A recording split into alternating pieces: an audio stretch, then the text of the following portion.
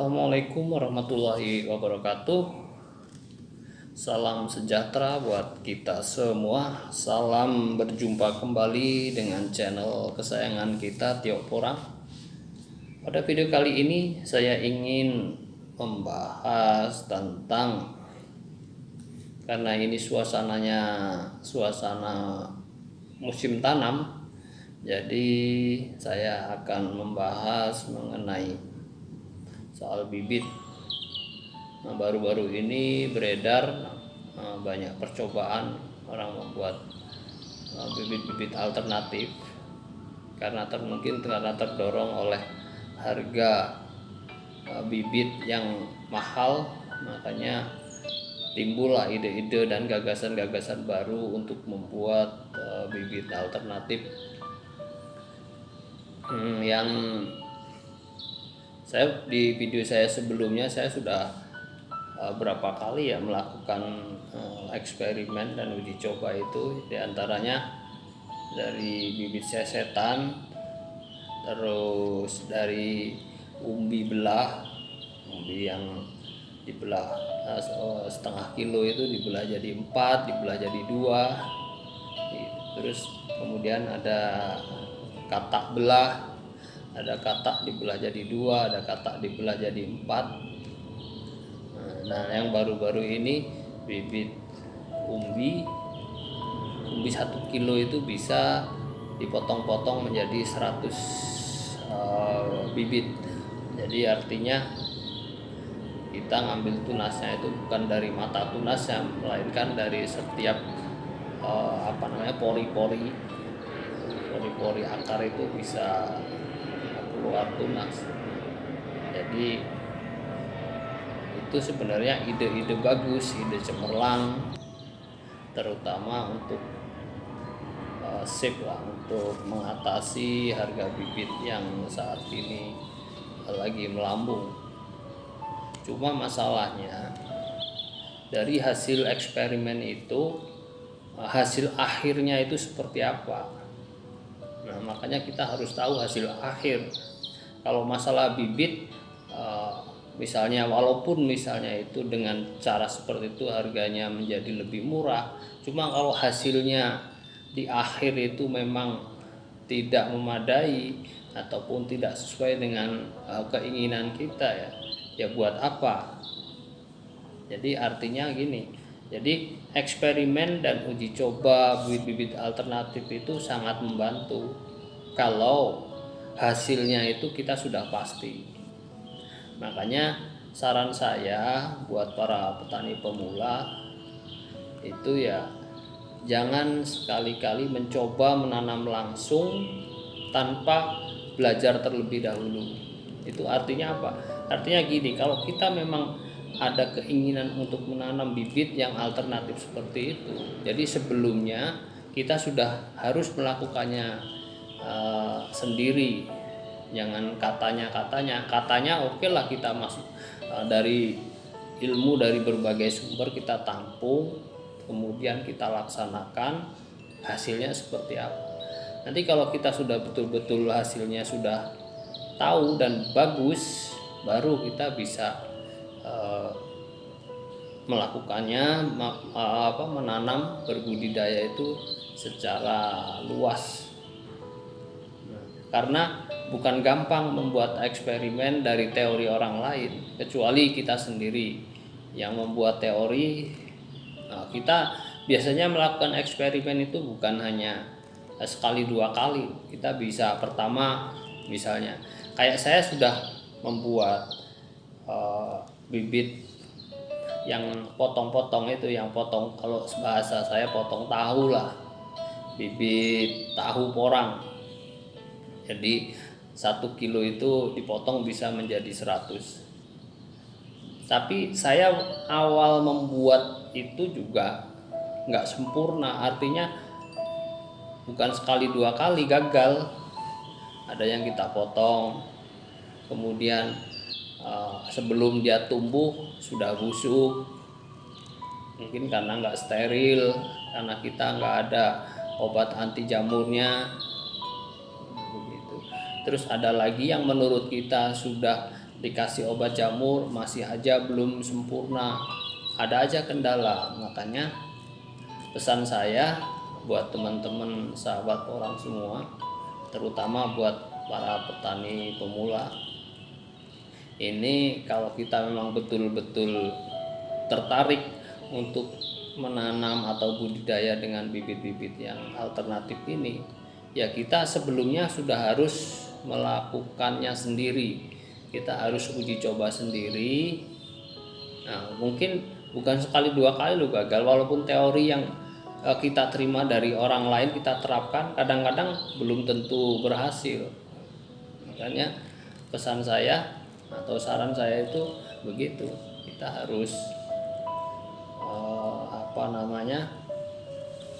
mencobanya sendiri sebelum melakukan penanaman secara luas. Itu nanti saya kasih tahu cara pembuatannya. Mungkin saya beda dengan orang lain karena cara pembuatan saya itu untuk yang ini yang umbi dipotong-potong ini, itu umbi nanti saya praktekkan pakai umbi sekitar setengah kilo lah, saya potong-potong. Habis dipotong, kemudian saya coba keringkan dulu hasil luka habis kena potongan itu. Kalau teori saya gitu, karena saya pernah langsung potong, kita langsung kita masukkan ke dalam ruang kedap udara, itu ya busuk juga, ada jamurnya juga. Jadi setelah saya potong, saya tiriskan dulu, diangin-anginin. Kalau enggak, kita jemur juga enggak masalah, asal jangan terlalu lama jemurnya. Intinya mengeringkan luka habis yang kena potongan ini. Ada juga saya olesin pakai semen. Sebenarnya yang bagus mungkin pakai kapur sirih. Jadi karena kandungan kapur sirih itu sendiri untuk pertanian juga ada manfaat. Nah, kalau semen kan kita nggak tahu bahan bakunya itu apa. Jadi saya coba itu. Jadi ada berbagai macam cara saya buat. Jadi hasilnya itu sampai sekarang pun merasa belum sempurna. Makanya kalau buat teman-teman yang ingin mencoba, misalnya menanam bibit alternatif, ya itu saran saya, jangan langsung, harus dicoba dulu. Kalau teori saya seperti itu, saya potong-potong, saya keringkan luka potongan itu. Setelah dia kering, baru kita kasih CPT, zat perangkar tumbuh. Nah, kemudian saya pun ada bermacam, ada yang zat perangsang tumbuh yang kita rendam pakai zat perangsang tumbuh. Cuma CPT itu mereknya juga bermacam-macam, terus tingkat kualitasnya juga beda-beda. Ada yang direndam sampai 24 jam, hasilnya sama dengan CPT merek lain yang kita oles saja dia sudah tumbuh. Jadi masalah jenis CPT yang kita inginkan, masalah kualitas itu ya bisa cari di toko, mungkin ada yang kualitasnya lebih bagus, itu lebih baik untuk digunakan. Jadi setelah dipotong sudah kering, dioles CPT atau mungkin direndam, habis itu ditiriskan dulu, baru kita taruh di suatu tempat. Kalau saya pakai agar biasa, itulah yang buat makanan. Kalau sifatnya ini masih eksperimen, jadi saya taruh di situ karena nggak banyak kan. Jadi komposisinya itu setengah liter air, satu bungkus agar-agar sudah cukup. Setelah kita panaskan, dia sudah mendidih, baru setelah kemudian kita dinginkan. Setelah kita dinginkan dia sudah mau mengeras tuh, mau menggumpal. Nah, kita remas-remas biar dia nggak menyatu, artinya dia strukturnya seperti tanah ya, jadi itu agar-agarnya seperti itu. Jadi kemudian kita masukkan potongan-potongan porang, umbi porang ini, atau katak pun juga bisa. Kita setelah kita olesi atau kita rendam dengan CPT, kita masukkan ke itu tadi, agar-agar itu tadi, kita masukkan agar-agar, baru kita tutup, jangan sampai ada udara, ini ruangan kedap udara lah, bisa di Tupperware atau ditutup di plastik, kayak plastik juga bisa. Nah, tapi itu saya tadi belum ini ya, saya ada yang lupa, harus dicampur pakai fungisida, zat anti racun jamur, jadi biar nggak tumbuh jamur. Nah, setelah itu kita tutup, udah kita tunggu sekitar ya 1 minggu lah, dia sudah muncul tunas. Itu pengalaman saya, mungkin tergantung CPT-nya sebenarnya dan jenis umbi yang kita potong-potong itu. Kalau umbinya kita potong-potong pada bulannya tepat, kayak bulan sekarang ini misalnya bulan Oktober ini, bibit itu sudah sempurna, dia mau bertunas semua, jadi posisinya sudah maksimal, jadi tingkat kualitas bibitnya juga bagus. Setelah kita potong, dia seminggu sudah tumbuh tunas. Cuma kalau bibit awalnya itu yang kita pakai mungkin kualitasnya kurang bagus, bisa jadi ya tergantung. Nah, setelah keluar tunas, kita tunggulah 1 minggu dia baru muncul, kemudian mungkin bisa sampai 1 bulan. Ini kita mau potong umbi yang mau buat bibit buat eksperimen bibit. Jadi kita ini udah kering, ini kita siapkan zat perangsang tumbuh, ini CPT-nya, dan ini ada media agar-agar, yaitu agar-agar yang biasa buat kita makan itu. Setelah ini bibit itu betul sudah kering, baru ini kita kita oles kuasnya cukup, kita oles pakai CPT bagus. Kalau ada CPT yang dioles dia nggak mau tumbuh, dia harus direndam dulu. Nah, ini CPT-nya bagus, kita oles. Setelah itu nanti kita tutup Tupperware ini, kita tutup, jadi jangan sampai ada angin atau udara masuk. Taruh di tempat yang lembab dan gelap, maka dia akan cepat tumbuh.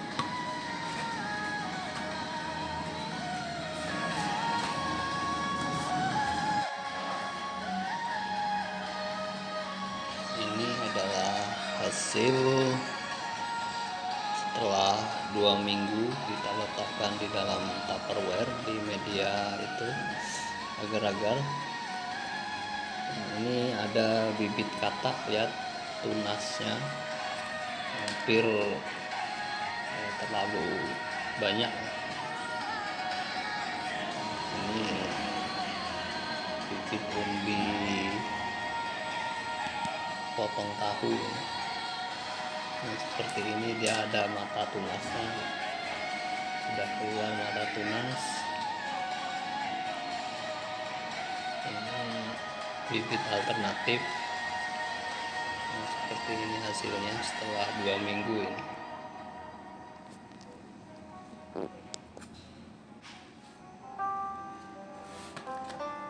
Setelah dia tunasnya sudah mulai kayak sudah mulai tumbuh lah, nah baru kita mulai pindahkan ke lahan. Ke lahan pun kita bukan langsung ke lahan bebas, nah itu baru setengah jadi, bibit setengah jadi. Nah kita coba letakkan di tanah kompos yang banyak kandungan komposnya, syukur-syukur ada kokopit, pokoknya media yang bagus lah, media kompos yang bagus. Setelah itu kita taruh di situ, kita susun di situ dengan yang penting jaga kelembapannya, jangan terlalu basah. Habis itu kita tutup pakai plastik, dicungkup kayak kayak keranda mayat itu. Yang intinya ditutup lah, karena kalau kita langsung ke lahan bebas itu belum kuat karena tunasnya masih kecil-kecil. Kalau kita taruh di situ, kita jaga kelembapan, nah baru nanti dia keluar akar. Nah setelah keluar akar, baru kalau kita mau jumlah besar mungkin kita mulai pindahkan ke tahap berikutnya. Tahap berikutnya ibaratnya sekolah. Pertama kita di PAUD. Kita di PAUD itu waktu di dalam media agar-agar tadi itu ibaratnya masih di PAUD. Kemudian keluar, dia taruh di luar, dicungkup itu dia udah masuk TK. Udah itu kita pindah lagi ke polybag. Ke polybag itu kita ibaratnya baru masuk sekolah SD. Di polybag itu pun kita atasnya kita masih harus kita jaga naungannya, misalnya harus dikasih paranet, jadi nggak boleh terlalu kena panas, terlalu terik. Nah setelah masuk SD baru mungkin baru setelah tumbuh tunas, setelah cukup usia, cukup ada daun, batangnya sudah cukup kuat untuk langsung dipindahkan ke lapangan, baru itu ibarat sekolah itu udah siap kerja. Begitu kira-kira. Jadi pesan saya sebenarnya, isi pesan saya itu, kita jangan terlalu fanatik kepada satu bibit, atau kita juga jangan terlalu idealistis. Artinya bibit yang bagus itu ya bibit yang sempurna, artinya dari kata super, umbi besar, itu ya bibit yang ideal, bibit yang sempurna. Jadi kalau kita nggak bisa meraih yang sempurna, ya paling tidak kita berusaha untuk mencari kesempurnaan, mendekati yang sempurna itu. Jadi saya rasa itu saja dulu video kita kali ini. Jadi siapa tahu bermanfaat. Yang penting kita harus banyak belajar, karena guru terbaik dari budidaya porang ini adalah porang itu sendiri. Jadi kalau masalah cerita ataupun pengalaman para master, para guru, itu sifatnya tidak mutlak. Jadi guru yang terbaik itu ya porang itu sendiri. Makanya kita harus rajin belajar, rajin cari tahu apa sih karakter porang, apa sih kemauan porang. Nah kalau kita sudah bisa tahu, kita sudah bisa menyayangi porang dengan baik, kita tahu apa yang dia mau, ya insya Allah nanti kita bisa mendapatkan hasil panen yang memuaskan. Saya rasa itu aja dulu. Terima kasih. Jangan lupa yang belum subscribe, tolong di subscribe. Kita bisa berteman, bisa berpanjangan, bisa ketemu di lain waktu. Assalamualaikum warahmatullahi wabarakatuh.